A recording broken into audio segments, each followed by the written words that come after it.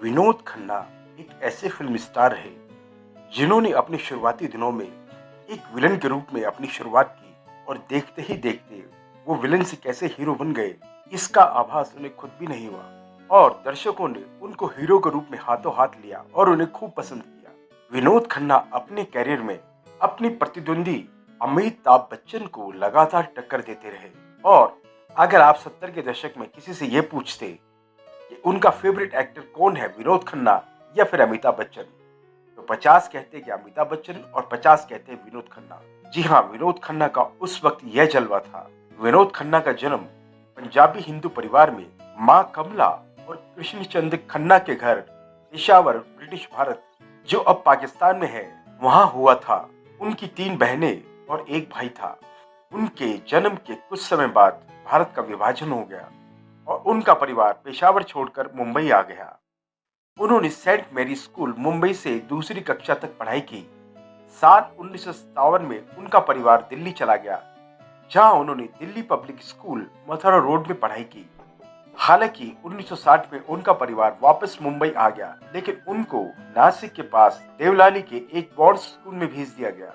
Boarding school के दौरान विनोद खन्ना ने फिल्म 16वां साल और मुगले आजम को देखा और उनका लगाव मोशन पिक्चर के साथ हो गया।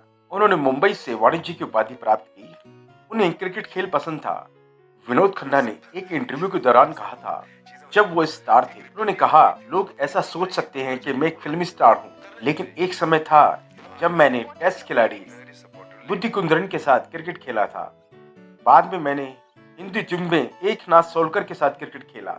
मैं नंबर 4 पर बल्लेबाजी करता था, लेकिन जब मुझे एहसास हुआ कि मैं विश्वनाथ नहीं बन सकता, तब मैं फिल्मों से जुड़ गया और आज भी फिल्में नहीं बल्कि क्रिकेट मेरा पहला प्यार है। विनोद खन्ना की पहली पत्नी गीतांजलि तल्लेयार खान से उनकी मुलाकात हुई। साल 1971 में गीतांजलि ने विनोद से शादी की और उनके 2 बेटे हुए, राहुल और अक्षय, और दोनों बॉलीवुड अभिनेता बन गए। और इस दौरान साल 1975 में विनोद ओशो के शिष्य बन गए और 1980 के दशक की शुरुआत में वो रजनीशपुरम चले गए।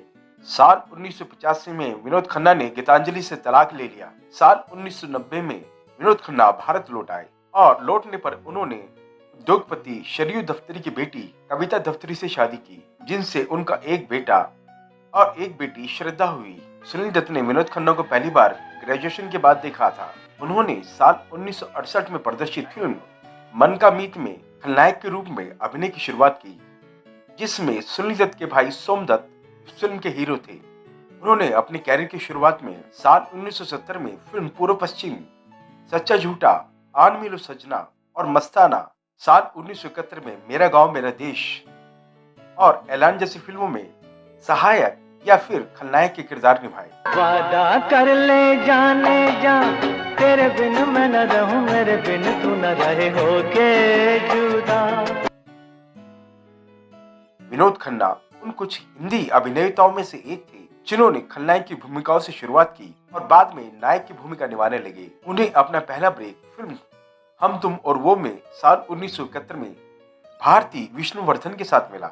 इसके बाद उन्होंने साल 1971 में गुलजार द्वारा निर्देशित फिल्म मेरे अपने से उन्होंने हीरो के रूप में अपनी एक सफल पहचान बना ली।